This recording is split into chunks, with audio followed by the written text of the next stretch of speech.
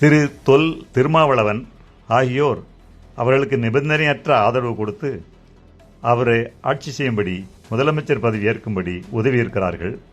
இதற்கு பின்புலமாக திமுக தலைவர் முன்னாள் முதலமைச்சர் திரு ஸ்டாலின் அவர்கள் இருந்ததாக நம்பத்தகுந்த வட்டாரங்களிலிருந்து உறுதியான சோர்ஸ்கள் மூலம் செய்திகள் கிடைத்திருக்கின்றன.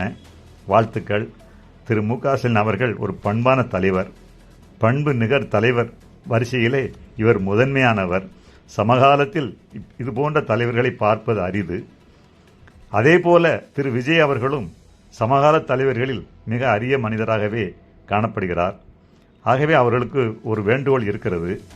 திரு விஜய் அவர்கள் வாக்கு சேகரிக்கும் பொழுது சிறு பிள்ளைகளை பார்த்து, குழந்தைகளே, பிள்ளைங்களே, இளைஞர்களே, நீங்கள் எல்லோரும் இந்த விஜய் மாமாவுக்கு ஓட்டளிக்க செய்யும்படி உங்கள் பெற்றோர்களை, சகோதர சகோதரிகளை, உற்றார் உறவினர்களை வற்புறுத்தி எனக்கு ஓட்டு போட செய்யுங்கள் என்று வேண்டுகோள் விடுத்திருந்தார்.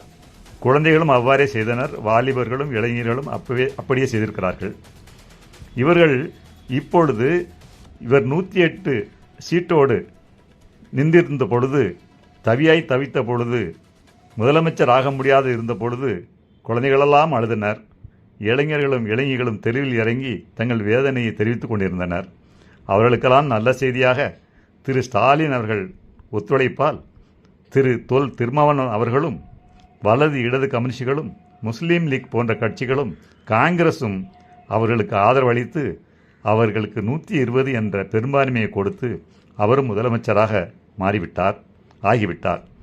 அவர் அந்த நன்றிக்காக ஒவ்வொருவரையாக சந்தித்துக் கொண்டிருக்கிறார்.